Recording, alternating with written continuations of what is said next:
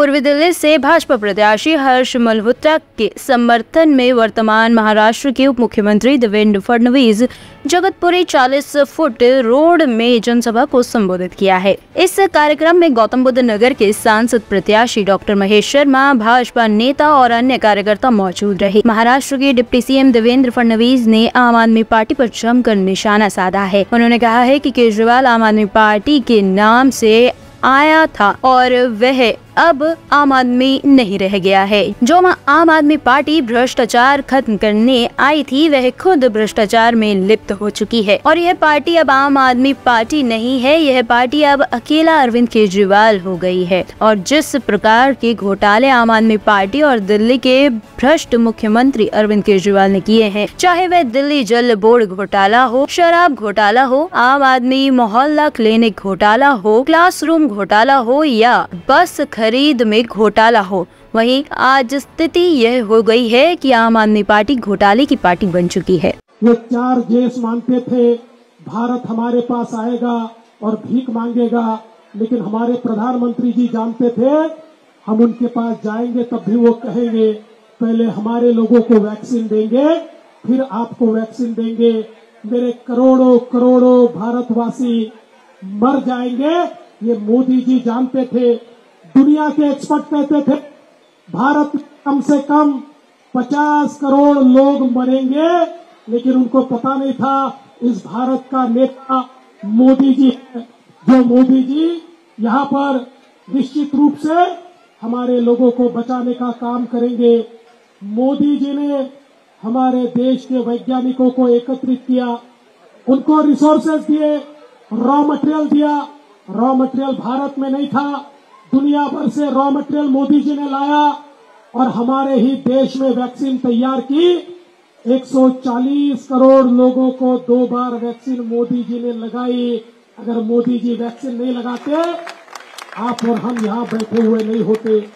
लेकिन केवल भारत की बात नहीं है, मैं मॉरिशस गया था, मॉरिशस में कार्यक्रम में था।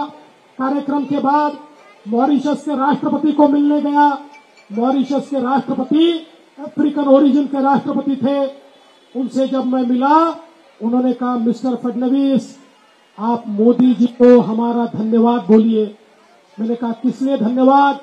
वो कहने लगे मोदी जी ने हमको कोविड की वैक्सीन दी इसलिए मेरा मॉरिशस जिंदा है, नहीं तो मेरा मॉरिशस जिंदा नहीं होता।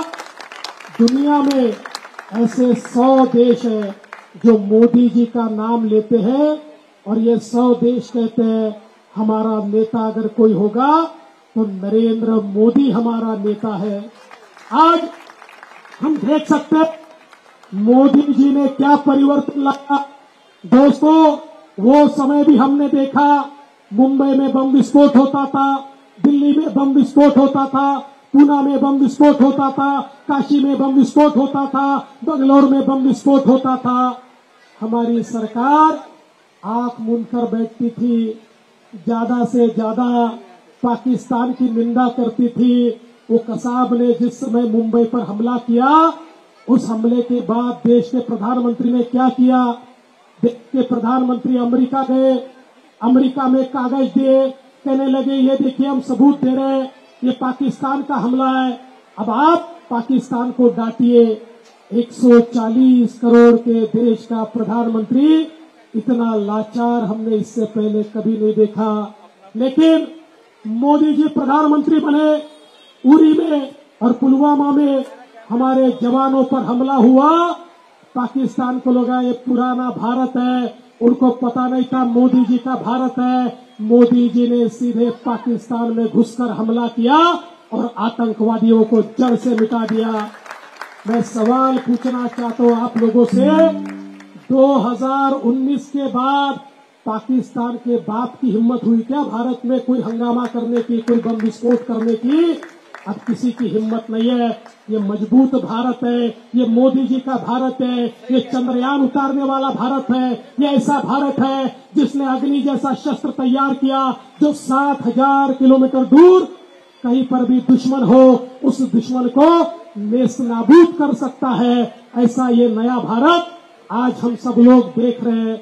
इसलिए दोस्तों ये कोई छोटा चुनाव नहीं है, दिल्ली में ये कोई नगर निगम का चुनाव नहीं है, देश की लोकसभा का चुनाव है।